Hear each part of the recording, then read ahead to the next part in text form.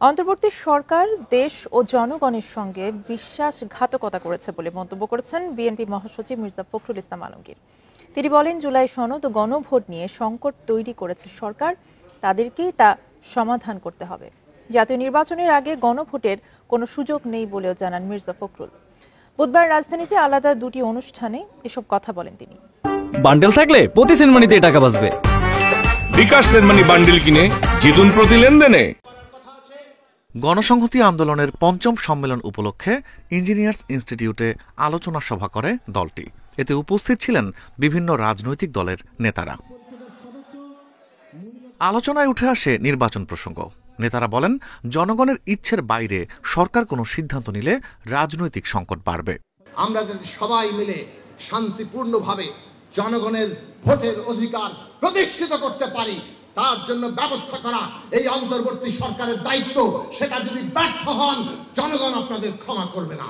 ক্ষমতায় যারা আছে তারাই যদি 420-র মতো কাজ করে, প্রতারণা করে রাজনৈতিক দলগুলোর সাথে, তাহলে আমাদের ভবিষ্যৎ কি? সভায় প্রধান অতিথি মির্জা ফখরুল ইসলাম আলমগীর বলেন, সংকট তৈরি করছে সরকার, তা সমাধান করতে হবে তাদেরকেই। সরকারের কাছে আহ্বান থাকবেন, যা হওয়ার হয়ে গেছে, আপনারা দয়া করে ওই সমস্যাগুলো সমাধান করে যাতে সবাই একসাথে আমরা নির্বাচনের দিকে যেতে পারি, এই সমস্যার সমাধান করে আমরা জনগণের কল্যাণের জন্য কাজ করতে পারি, সেই পথে গিয়ে চলুন। আমরা যেমন অতীতে আপনাদের সঙ্গে ছিলাম, সামনেও আপনাদের সঙ্গে থাকবো, কিন্তু অবশ্যই আপনাদেরকে নিজে এই যে জায়গা তৈরি করেছেন তার থেকে বেরিয়ে আসতে হবে। আপনাদেরকেই অন্য কেউ সেটা করে দেবে না। এর আগে সকালে জাতীয় প্রেস ক্লাবে জেএসডির 53তম প্রতিষ্ঠাবার্ষিকীর অনুষ্ঠানে মির্জা ফখরুল বলেন, জুলাই সনদ নিয়ে সরকার দেশ ও জনগণের সাথে বিশ্বাসঘাতকতা করেছে।